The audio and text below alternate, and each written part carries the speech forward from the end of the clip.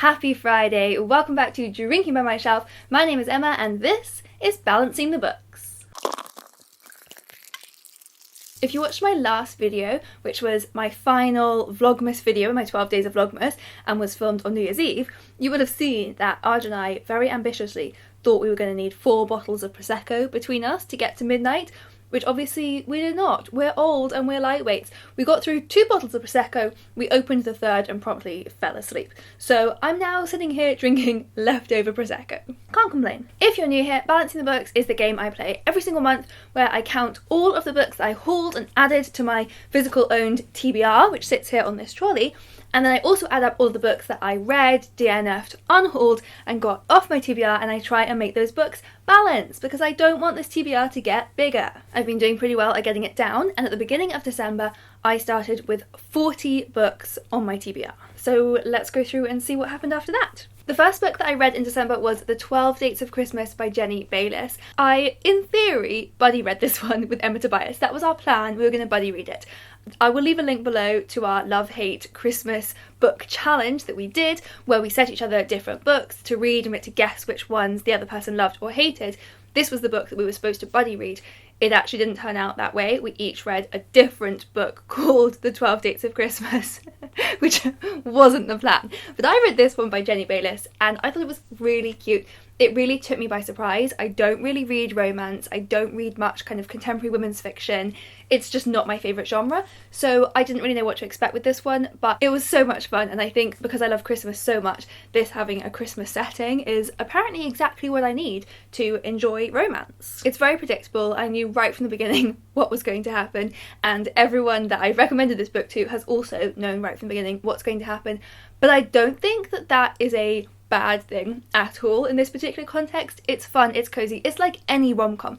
Basically any rom-com you watch, you know who's going to end up together at the end, but you just enjoy watching it play out. This is exactly the same. So this is about a girl who lives in this like cute small town and she signs up for a dating service which pairs you up with 12 different dates in the build up to Christmas. So she goes on these 12 like really cute Christmassy dates with different people, some very successful, some very unsuccessful, and the whole thing is just funny and sweet and romantic. Then for the other books in that challenge, again I will link to that video below so you can see what I'm talking about, I hauled the 2 other books that Emma recommended to me, which were In a Holidaze by Christina and Dash and Lily's Book of Dares by some other people who are possibly called David Levithan and Rachel Cohn, possibly. That's the kind of thing I should check before filming, but I didn't. So I hauled both of those, but during the vlog I also read both of those. Those were less successful for me. Dash and Lily I actually physically hated. That was one of my least favourite books. I think probably my least favourite book I read this year. In Holidaze I liked a lot better. It was very, very cute, but I did find it disappointing. I really enjoyed the setup. I liked the first third of the book and then it kind of went downhill. But again, the Christmassy setting was enough for me to keep enjoying it the whole way through, even as it started to get a bit away from the kind of plot that I wanted. I haven't told you what either of those are about, so let me do that now. In a Holidaze is a kind of Groundhog Day set at Christmas about a girl who keeps reliving the whole Christmas period over and over again so that she can keep changing things to figure out what she wants from her life. And Dash and Lily's Book of Dares is a YA book about 2 teenagers who meet through writing notes to each other in this notebook that is left at the Strand, and they kind of set each other dares they have to do, and they have this whole love story before they've even met, but they were annoying teenagers who I didn't relate to or like in any way. I then hauled 4 books that I'm actually not going to show you right now. This is for a surprise video that I will be posting hopefully soon, in the next few weeks. So that's all you can know of those ones for now, but that adds 4 books to my TBR. I then hauled a proof of this one, Luster by Raven Leilani. I have now read this one, but I finished it in January. So technically, I need to save this and give you my wrap up of it in the January Balancing the Books. Is that petty? Should I wait for that? I kind of just really want to wait for that because otherwise I'm messing with the system. I will tell you that it's going to be a positive review, but that you will need to wait for next month's Balancing the Books to get the full review. Otherwise I'll just get so confused next time. So for now, this is counting as a book that I hauled onto my TBR and I'm not going to take it off yet until the January video. Next haul, #No Escape by Gretchen McNeil. This one was sent to me by my lovely colleague Andy. So he had recommended me before to read #Murder Trending, which is about this virtual reality prison, or whether it's a real prison where people are actually getting executed, but it's all being streamed to people watching along at home. It's very dystopian, it's very like over the top and really fun. So we both enjoyed that one, and then he sent me this, which is the prequel, #No Escape. So it's set in the same universe, but it works as a standalone. It doesn't have the same characters or anything, so you can dive in straight to this one, and it's about an escape room. I bloody love escape rooms. I have done 10 of them, I think. I did 4 of them in one day once. Like, I'm just obsessed. I love them so much. This was an escape room where people are getting murdered if they get the challenges wrong, and it was so much fun. It's completely over the top and ridiculous, but in such a good way, and it's also not too gory. I'm a complete wimp. This was definitely my level of horror that I can handle. There was nothing gross in here. It was just fun. It was really silly and fun. I guessed quite a lot of the twists, but I didn't guess everything exactly how it was going to play out.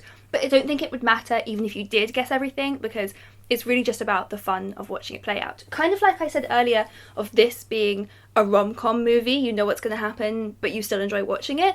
This is like a very stereotypical horror film, like a kind of Scream style. I've never seen that movie or any of those movies, but that kind of film where you know what's going to happen, you know all the tropes, but you're loving it. Then I hauled this book, Jelly by Clare Rees, because this was the choice for my December book club, which I run with my Patreons. So I apologise to everyone in my Patreon who I recommended this to or sent a copy of this to, because it was really fucking weird. We did have a really fun book club chat about it. We had like an Instagram group where we were all talking as we read, and then we had the live show chat. And it was really funny because I think we all had the same opinion that this book wasn't very good. I don't really recommend this book. I think it's a really fun, wacky premise. The premise being that this group of people are stuck on the back of a giant jellyfish. There's been some apocalyptic climate change thing happen, we don't know what, and they're now stuck on the back of a jellyfish and trying to get off. Really weird premise, but it seemed like the premise was all she had. She didn't then go anywhere with it. We don't discover anything else. She didn't give us any answers of what had actually happened and how they got on the back of this jellyfish. There were just so many questions. Our book club chat was just us all asking questions that the book never answered. So it was a very weird one, but much as I don't think it's a good book and don't really recommend it, I definitely didn't hate the experience of reading it. Like, I read it all in 2 days and didn't really want to put it down because I was enjoying the weirdness of it. But when I got to the end, I was like, huh, what was that? Then I read a book that I'd had on my TBR for a while, The People in the Trees by Hanya Yanagihara. She is the author of A Little Life, which is a very, very divisive book on BookTube that I happen to love. So I was surprised that I didn't like this one for the exact same reasons that lots of people don't like A Little Life. I got to the end and just felt miserable. I felt like it was just too sad and too horrible, which is weird that I absolutely love and gave A Little Life 5 stars, even though those are the exact same complaints that some people have with that book. I found A Little Life to be very beautiful and hopeful in a tragic way, whereas this book, I don't think it was a bad book. I think it's brilliantly written and a really, really interesting concept, but my experience of reading it was just so depressing that when I got to the end, I felt like I hadn't taken anything good from it. I just felt miserable, and especially like final twists right at the end are just so horrible that I just felt like quite gross. I always forget to say what books are actually about. Why am I like this? The People in the Trees is about a scientist in the 50s who goes to this far off Micronesian island and discovers a group of people there who seem to have unusually long lives, and he kind of discovers what is allowing them to seemingly live forever, and brings that knowledge back. And it's all about kind of the dark side of science, about these men who come in and discover a people who have been living perfectly happy by themselves, bring them back for really unethical research. It's about abuse of power in so many ways. So it's a really, really interesting book, and despite the fact I didn't like it, I would recommend it if you like the sound of that. If you think that sounds interesting, then this is really interesting, but just be warned, it's not very nice. And for some reason in A Little Life I was okay with the not niceness, and then this one it was just a bit too much for me. Then I DNF'd a book, sadly. This is The Next Step in the Dance by Tim Gautreaux. This was one I was recommended actually a few years ago when I went to the bookshop Mr. B's in Bath and got like personal recommendations from the bookseller there, and it was such a lovely, lovely experience, and I got loads of wonderful recommendations. So I thought this one was going to be a 5-star as well because it sounded like so my thing. It was such a spot on recommendation, but unfortunately I just couldn't get into it. I think it was because it's quite male. It's written by a man, and I thought it was going to be about this couple, the man and the woman, and kind of be divided equally between them, but actually it was mostly the man's perspective, and we get a lot of detail of his interest in machinery, and a lot of that I found quite slow and dragging. The woman I did think was a really interesting character, but I didn't get quite enough of her, and in the later half of the book we actually do get much more into her world and spend more time in her head. But again, then we're just dragged into all these details of her like going out and like fishing swamp rats and stuff. It's all just like a bit gross. It wasn't quite the character study that I wanted. It was more of like the daily life of living in this small town in Louisiana that I found I wasn't particularly interested in and was quite like repulsed by, to be harsh. So I got quite far through. I read like 3/4 or more of it, but I kept putting it down and picking other books up and then coming back to it and finding I just couldn't get into it. There were a few moments where I would suddenly get really engaged. There are a few exciting scenes, particularly actually when it's pretty slow scenes of just these two characters communicating or miscommunicating. Those are the bits that I enjoyed, but it got too bogged down in the details for me, so I DNF'd it in the end. Then I hauled a book called The Santa Claus Murder by Mavis Doriel. This one was a recommendation from one of my Patreons, Evan, and it was a really fun book for most of the way through, but I ended up not enjoying it by the end. It just like went on a little bit too long for me, which might have been, in retrospect, because I was reading it until like 3 in the morning because I was determined to finish it. So I was possibly just like quite overtired and fed up at that point. I did a whole reading vlog of it, which I will link below during Vlogmas.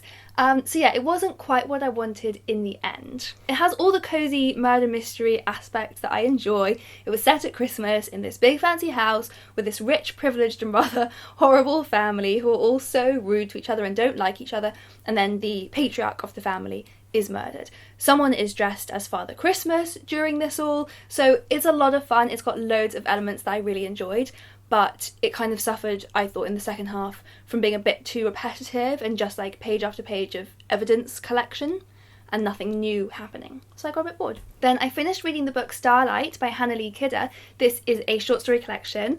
Hannah Lee Kidder is a YouTuber and she sent me a e-copy of this book and I've been kind of slowly reading it. You may have seen it in a few things. I read it during my Halloween reading vlog and I finally finished it this month and I really enjoyed it. I'm always a bit mixed on short stories. There are some that I absolutely love, but I do struggle with reading a whole collection because just as I get into it, it ends. But there were some stories in here that I really, really loved. Particularly there was a story kind of in the middle called Swamp Witch, which was so good. It was so like badass, and the final story in the collection was actually really sweet. A lot of the stories are very dark. I was kind of taken by surprise. I didn't know quite how scary and dark they were going to get, and I loved it. The final story was a lot more sweet and poignant, and I really enjoyed that one as well. So yeah, thanks so much to Hannah for sending me that. I really enjoyed it. There's definitely stories in there I'm going to revisit. Then I read The Imposter by Anna Wharton, which was one I'd been looking forward to reading for quite a while. I got the proof last month, I think, or a couple months ago. So this one is about, here's me remembering to give you a review.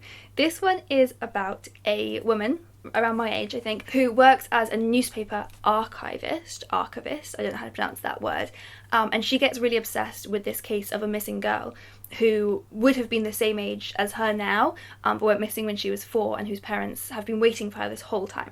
And our main character, Chloe, has had this rather sad life and like very kind of mysterious. We don't know that much about her childhood other than that she didn't really feel safe and loved, so she gets really obsessed with the idea of a family who love this girl so much and were waiting for her and will never give up on her all this time. So when she sees that they are applying for a lodger, she goes and ends up kind of inserting herself into their lives, and it all gets a bit dark and twisted. So it's a great premise. There are lots of twists. I didn't love this one as much as I wanted to, I think only because I had already seen a movie that had quite a similar twist. Not as the final ending twist, and I will get to that in a minute because it was really good, but a lot of the twists and kind of plot reveals that we get along the way I saw coming, or thought I saw coming, because I'd seen this film before. So I found that I wasn't quite as gripped and as excited as I wanted to be, and I also couldn't quite relate to the main character. I couldn't quite figure out who she was.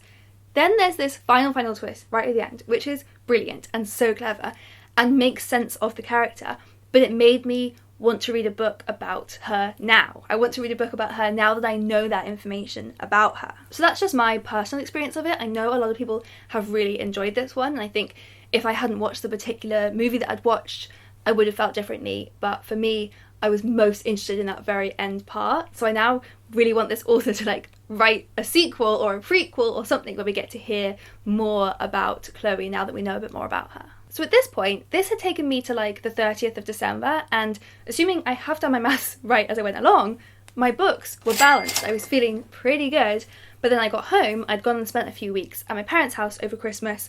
If you saw the vlogs, you will see what an adventure that was. We were very, very lucky to have gone there before the restrictions changed. So we had a lovely few weeks there. Anyway, I then got back on the last day of the year, opened my door, and I had some post.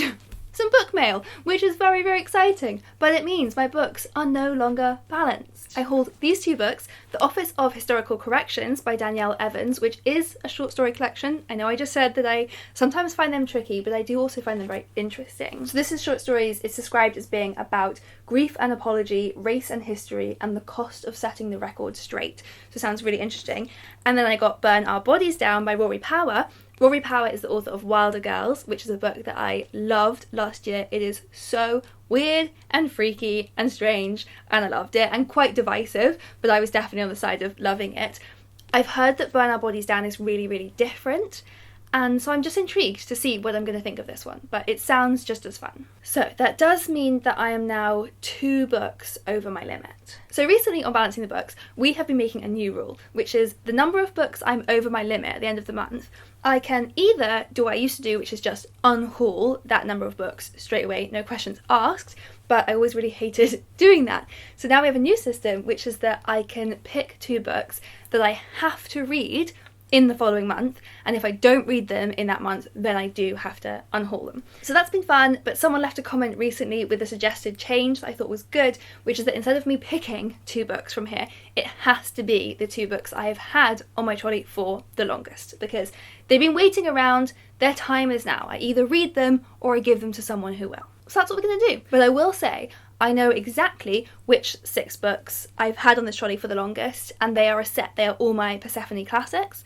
So I think I should pick one from them and then one that isn't part of that series. So I just picked randomly from that pile, and the first one I picked up was William an Englishman by Cicely Hamilton. Okay, I've got no idea what this is about. They never really tell you, they just give you extracts. But I'm going to read this. I actually am going to be reading 2 Persephone books in January because my Patreons voted for me to read one this month, and they feel like it's cheating if I use this as the one that they voted for, so I'm going to have to pick another one at some point during the month as well. But this, I have to read it in January or I have to get rid of it, and I definitely don't want to get rid of it because look, it's so pretty. And then for my second book, after the Persephone classics, the book that I've had for the longest on this trolley is this one, The Unseen by Roy Jacobson. This is another one that was recommended to me at Mr. B's, so hopefully I will get on a bit better with The Unseen than I did with The Next Step in the Dance. This one is translated from Norwegian, and it's about a girl born on this really remote island, but she has dreams of a wider world. Love that kind of thing. So there you go. I'm finishing December with 42 books on my TBR, but if I don't read these in January, they will have to go. So either way, I will end January with 40 books maximum. Hopefully I'll read even more and it will go down from there. So leave me a Prosecco bottle in the comments and let me know what you guys have been reading and enjoying this month, and I'll see you next time.